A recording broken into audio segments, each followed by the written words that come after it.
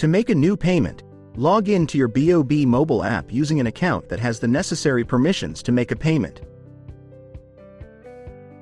Once logged in, click on the plus sign to start a new transaction. Click Make a Payment. Click the Transfer To icon at the bottom of the screen to perform a new payment transaction.